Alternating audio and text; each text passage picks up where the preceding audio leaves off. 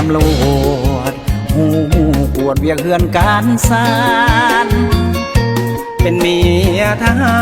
รหูเวียกงานพลาหน้าที่เมียครูอาจารย์หูเวียกบ้านของสามีเป็นเมียแพทย์หมอก็ดีทุกนาทีให้ช่วยเหลือกันเป็นเมียในบ้านยิ้มหวานอย่าหน้างอเมียปอกสอปกสอน้องจงอดทนอย่าได้ไว้วันหน้าที่ทุกอย่างขอให้นางจงเข้าใจกันสังคมลาวในปัจจุบันต้องหาแข่งกันร่วมสามัคคีเมียราชการน้องลงคานคือคนสำคัญภาระหน้าที่เวียงงานให้จมควันเข้าใจสามีในบางค่ำคืนต้องยืนทำตามหน้าที่แต่อายยังเป็นสามีที่ฮักภักดีต่อน้องเลื่อยมาครอบครัวสำคัญว่าน้องแจ่มจันทร์อย่าหวั่นไหวนางที่นั้นก็ยิ่งใหญ่เจ้าจงภูมิใจเถิดนะขวัญตาขันเถิงมอบหมายยุ่งยากเพียงใดต้องได้ฝันฝ่าขอบใจน้องสีภรรยาที่ทุกเวลาสวยเป็นแห่งใจ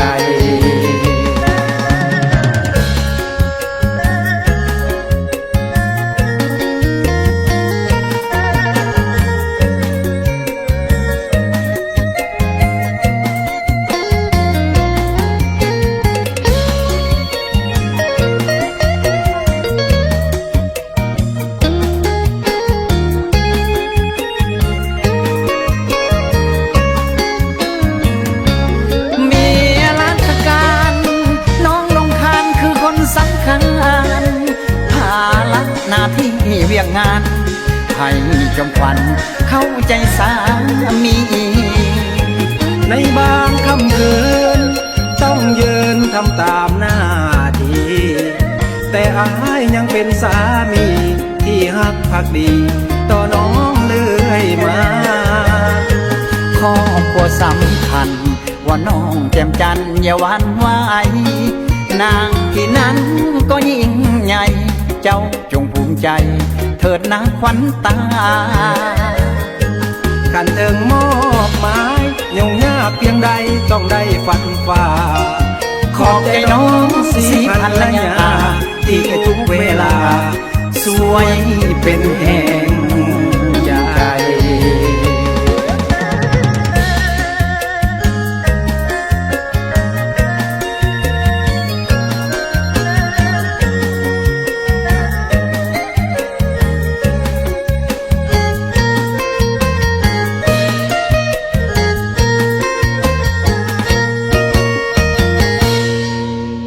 ความมุ่งมั่นคือคุณค่าของความสำเร็จสวัสดีท่านผู้ฟังที่หักเพลงเป็นรายการที่เคารพทุกท่าน30 นาทีเต็มนำพาทานเข้าสู่รายการเสียงเพลงและข่าวบริการทางเพจสถานีวิทยุโทรภาพเพลงพงศรีซึ่งรับหน้าที่ดำเนินรายการเป็นประจำโดยสินนิลาซึ่งพวกกันในนี้ก็อยู่ในท่ามกลางดินฟ้าอากาศก็ยังสืบต่อมีการเปลี่ยนแปลงในระยะนี้ก็เป็นระยะฤดูกาลเห็ดป่าหลากหลายชนิดออกปะปนกันมาฉะนั้นบ่ว่าทานหรือว่าหลายผู้หลายคนเนาะก็ถือว่านิยมกันบริโภคเห็ดหลากหลายชนิดบ่ว่าจะเป็นเห็ดปลูกเองหรือว่าเห็ดเกิดตามธรรมชาติแต่นั่นใดก็ตามในทางรายการต้องมีสติต้องมีการใจแยกให้ละเอียดในเมื่อที่พวกเราจะบริโภคเห็ดทุกๆครั้งฉะนั้นไม่ว่าจะเป็นเห็ดพิษหรือว่าเห็ดกินใดก็เกิดปะปนกันมาซึ่งพวกเราบ่สามารถรู้ได้ว่าเห็ดตัวใดที่ว่าเป็นเห็ดเบื่อหรือว่าเห็ดตัวใดที่ว่าเห็ดกินได้แต่บางครั้งบางคราวเห็ดที่กินได้พวกเราเคยไปเอาแต่ละปีบางครั้งบางทีก็จะมีเห็ดเบื่อปะปนมาเนาะฉะนั้นเห็ดเบื่อกับเห็ดที่กินได้หบห่างบางชนิดก็คล้ายคือกันดีแท้พวกเรา ปลูกเฮ็ดกินเองก็จะเป็นการดีเนาะในทางรายการมื้อนี้สินดาเองก็จะมาให้ทานฮู้เกี่ยวกับเฮ็ดที่เบื่อหรือว่าเฮ็ดเป็นพิษพร้อมวิธีสังเกตง่ายๆการระวังเฮ็ดเบื่อหรือว่าเฮ็ดเป็นพิษนั้นแม่นบางชนิดของเฮ็ดเบื่อถ้าหากได้รับพิษจากเฮ็ดเหล่านี้อาการแสดงออกภายหลังที่ว่ากินเฮ็ดเบื่อก็คือกรณีเฮ็ดเบื่อให้แห้งบางชนิดหลังจากกินแล้วประมาณ6-24 ชั่วโมงจะมีอาการถอกท้องบิดเจ็บท้องหุนแหงปุ่นท้องปวดหากหลังจาก24 ชั่วโมงก็จะมีอาการตับและไขหลังบ่ทำงานถึงขั้นเสียชีวิตได้ภายใน 2-6 วันเฮ็ดเบื่อบางชนิดหลังจากกินแล้วจะมีเหงื่อออกน้ำตาและน้ำลายไหลบิ้นหัวปุ่นท้องปวดหากถอกท้องกรณีถึงขั้นหายแหงสิพจรเต้นซาความดันเลือดต่ำอาจถึงขั้นเสียชีวิตได้เนาะสำหรับเฮ็ดเบื่อจำนวนหนึ่งจะมีอาการเมาละเมอซึมเศร้าป่วงบ้านอนหลับเป็นเวลาดนอาจมีอาการปุ่นท้องอิดเมื่อยแหงและเป็นอัมพาตชั่วคราวห่วมนำเฮ็ดเบื่อบางชนิดดังจากกินแล้วจะมีอาการปวดหากคือกับผลบริการนำเสนอผ่านไปฉะนั้นถ้าบาทานมีอาการแบบนี้ก็ควรรีบร้อนไปปรึกษาแพทย์หมอแล้วก็เพื่อจะเป็นการช่วยแล้วก็แก้ไขให้ท่วงทันเนาะบ่ควรปะปล่อยหรือว่าบ่ควรล่าช้าก็เฮ็ดให้ทานเสียชีวิตได้เด้ฉะนั้นบ่ว่าทานจะกินเฮ็ดหรือว่าบริโภคเฮ็ดแต่ละครั้งต้องมีการจำแนกเดือกแล้วเดือกอีกหลายๆครั้งเพื่อปลอดภัยจากการเบื่อเฮ็ดดีแท้พวกเฮาควรปลูกเฮ็ดกินเองเช่นว่าเฮ็ดนางลมบ่หรือว่าเฮ็ดอื่นๆที่พวกเฮาสามารถปลูกได้ตามบ้านตามเรือนตัวนี้ก็ถือว่าหลังจากที่ว่าพวกเฮานำมาบริโภคแล้วก็สามารถเป็นการสร้างรายรับหรือว่ารายรับเสริมให้แก่ครอบครัวอีกด้วย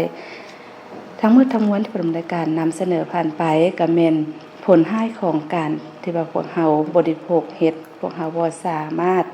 จำแนกได้เฮ็ดเบื่อและเฮ็ดที่กินได้สลับสับเปลี่ยนหรือว่าเกิดปะปนกันมาเนาะในช่วงฤดูฝนแบบนี้เอาล่ะตอนต้นรายการแบบนี้เพื่อเป็นการผ่อนคลายให้ทานไปม่วนซื่นกับเสียงเพลงกันสักก่อนแล้วจึงกลับเข้ามาอบรมกันเติมในระยะสุดท้ายของรายการนี้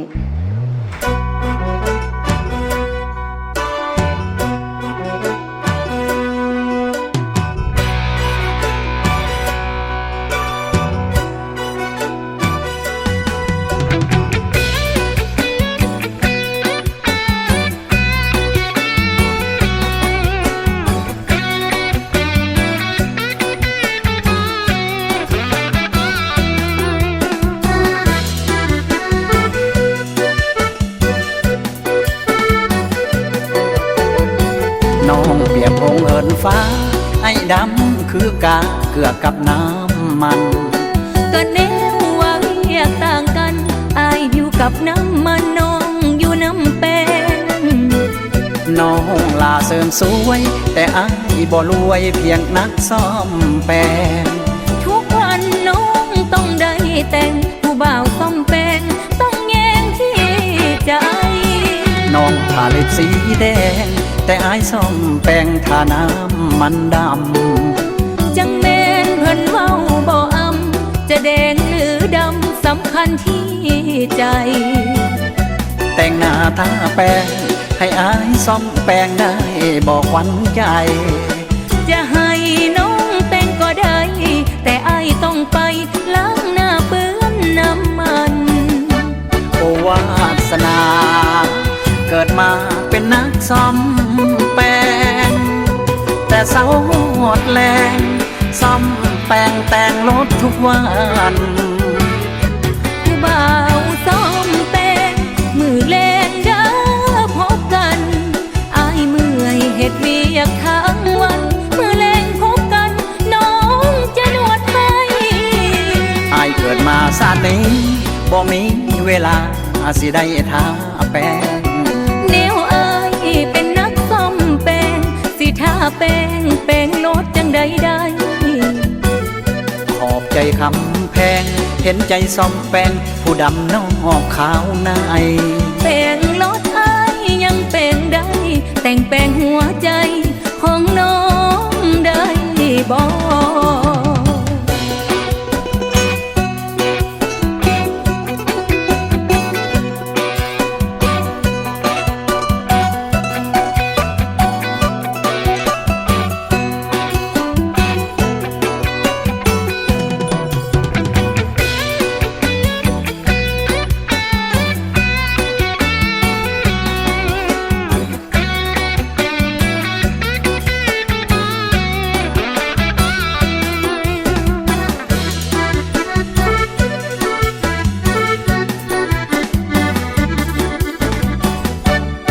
วาสนาเกิดมาเป็นนักซ่อมแปลงแต่เสาหดแรงซ่อมแปลงแต่งรถทุกวันผู้บ่าวซ่อมแปลงมือแรงเด้อพบกัน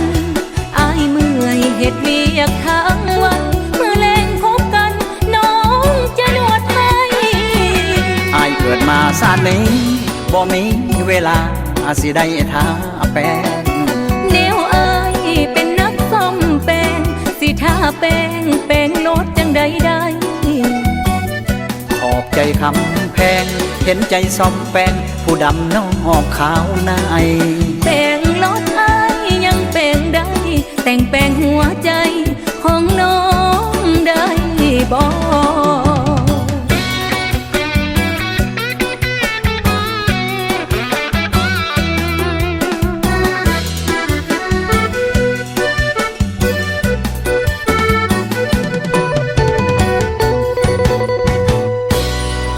เจ้าเป็นรายการเนาะเสียงเพลงม่วนๆที่ประรายการนำมาฝากตอนให้กับประธานก็ได้จบลงไปแล้ว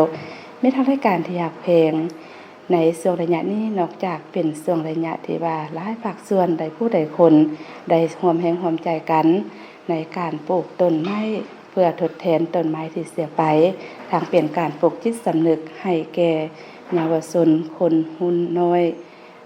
แล้วก็เป็นบันเด็กน้อยสากลบันที่1มิถุนาหากก็ผ่านพ้นมามือ2มือเองเนาะฉะนั้นก็เชิญชวนประดาทานเด้อทรงความแห่งความใจการปลูกไม้ให้เป็นป่าคืนไม้ให้เป็นพื้นที่สีเขียวนอกจากที่ว่าเป็นพื้นที่สีเขียวแล้วก็ให้ประโยชน์ให้ความร่มเย็นเป็นการรักษาสิ่งแวดล้อมอีกด้วยและในคณะเดียวกันนั้นในช่วงนี้ก็เป็นช่วงที่ว่าพ่อแม่พี่น้องชาวนาชาวเกษตรกรของพวกเฮา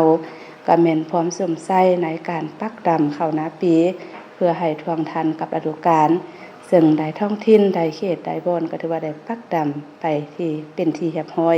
แต่ว่าบางเขตบางพื้นที่ที่ว่ารอทานน้ำพาน้ำฝนแดก็กำลังขาดไถเพราะว่าทานจะประกอบอาชีพหยังอยู่ก็ตามผู้ดำเนินการก็ขอเป็นกำลังแห่งใจให้กับประธานเติมในการเพิ่มผลผลิตผลบ่ว่าจะเป็นชาวนาชาวเกษตรกรของพวกเฮาหรือว่าพ่อค้าสาวขายพนักงานรัฐกรก็เช่นเดียวกันเด้อติดตามฟังรายการของพวกเฮาไปเพราะว่ารายการนี้ก็เป็นรายการหนึ่งที่ว่านำเอาสาระหน้าหูเสียงคับเสียงลำหรือว่าจะเป็นแจ้งการเกี่ยวกับเรื่องการเมืองมาฝากมาตอนมาบอกมากล่าวมาเว้ามาว่าให้กับประธานได้รับฟังนำกันเนาะเจ้ามาเบิ่งเวลานาทีจากทางรายการมาฮอดนี้เวลาหมดเวลาผู้ดำเนินการพร้อมกับทีมงานถือโอกาสนี้ลาท่านผู้ฟังไปก่อนพบกันใหม่ในมื้อหน้าโมงเก่าเวลาเดิม 16:30 นาทีของทุกๆมื้อวันจันทร์วันพุธและวันศุกร์ของทุกอาทิตย์มื้อนี้ลาท่านฟังไปก่อนเด้อสบายดี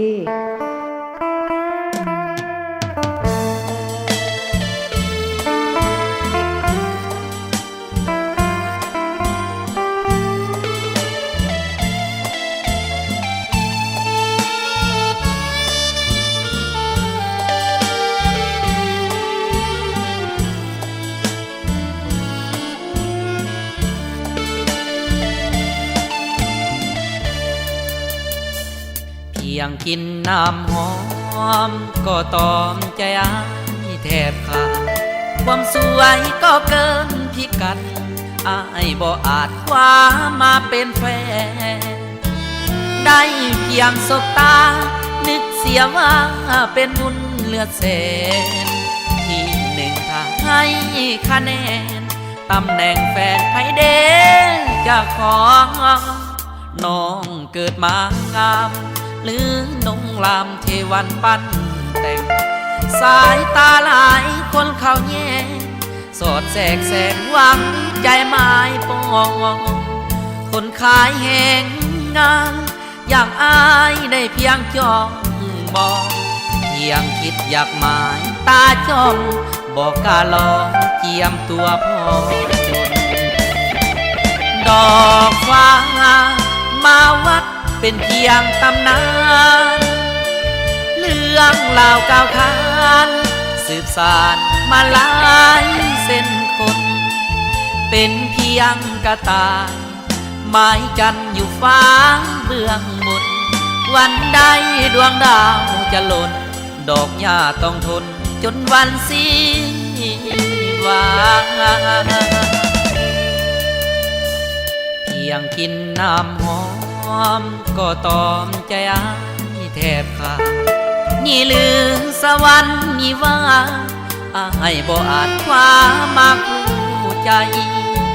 ถ้าหากยุพินให้สาวดินได้นั่งเคียงกายจะถือว่าบุญหัวลายขอจำไว้ตราบวันสิ้นโลกด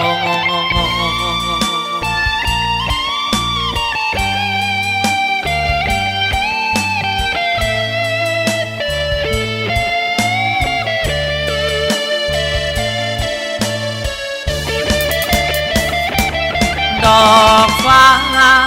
มาวัดเป็นเพียงตำนานเรื่องราวก้าวขานสืบสานมาหลายเส้นคน